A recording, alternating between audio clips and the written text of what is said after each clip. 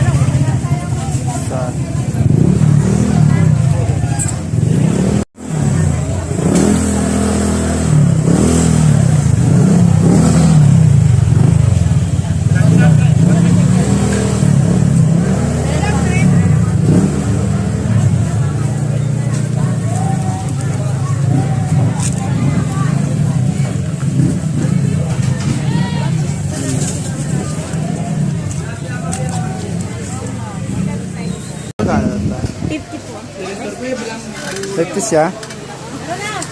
Ito yung kilo. Wala pa sa ay, datang ko pa, bida-bida kung may mga galang. Ilan lang? 32. Okay. Pwede nga na ako. 32 yan. Makayin ka lang. Ayan guys.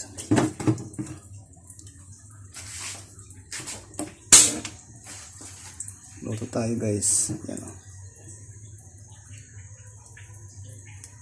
Luto tayo ng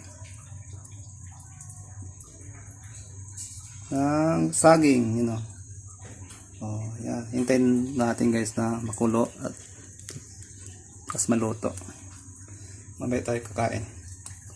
Pagkatapos. Yun na, malapit na maluto guys ang saging.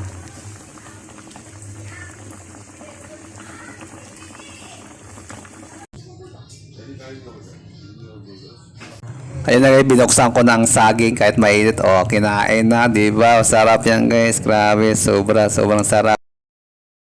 Kinain natin.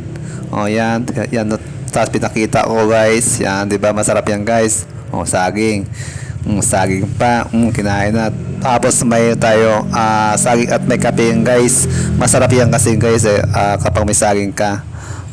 Plus may kape ka, sarap talaga, grabe, totoo yan guys.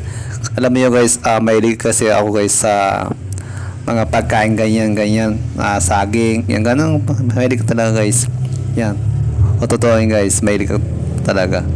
Kapag sa parteng probinsya ko guys, ito talaga kinakain ko, saging, ganyan, mga palawan, ganyan, kinakain ko yan guys. Alam mo yun guys, di ako maarte sa pagkain. Basta pagkain talaga kinakain ko guys. Yan.